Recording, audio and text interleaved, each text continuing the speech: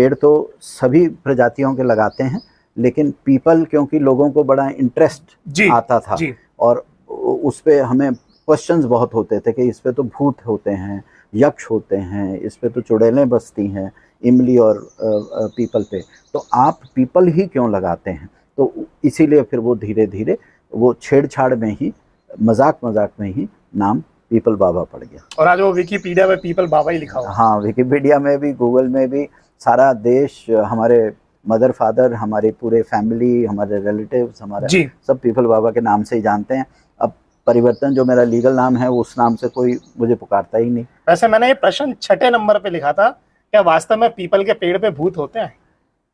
देखिए, अगर मैं साइंटिफिकली अगर मुझे जवाब देना होगा एज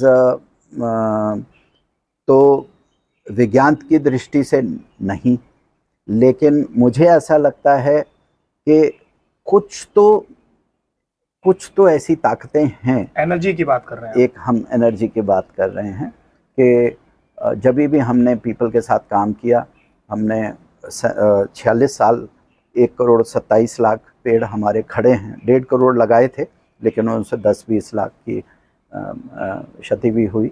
डेवलपमेंट है, थोड़ा रोड्स का, एक्सप्रेसवेज बन गए और ग्रीन बेल्ट्स खराब हुई, लेकिन 1,27,00,000 लगाने के बाद एक चीज़ समझ आई कि कुछ तो शक्ति है महाराज वृक्ष की और प्रधान वृक्ष की, इसीलिए उसे कीस्टोन स्पीशीज़ भी बोला जाता है पीपल वृक्ष को, कि जो इतनी देर तक 45 साल 46 साल तक हमको लेकर चली और हमसे काम करवाया।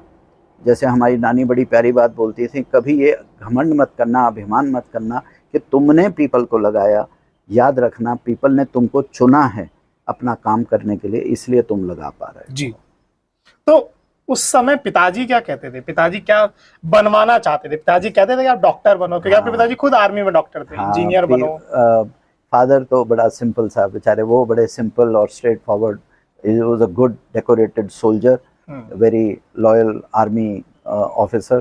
तो उनको ये था कि बेटा आर्मी में जाए और आर्मी में भी डॉक्टर बन के आए, बस उनका। तो जब पिताजी को पता लगा कि आप पर्यावरण वो करना चाहते हैं? हाँ, उनको पर्यावरण तो उस समय देखिए, वो ज़माना ऐसा था, ग्लोबल वार्मिंग, क्लाइमेट चेंज, पर्यावरण, ये शब्द ही नहीं थे, वोकैबुलरी ही नहीं थी। तो उनको तो ये कहता है यार क्या ये पेड़ पौधे लगाते रहो।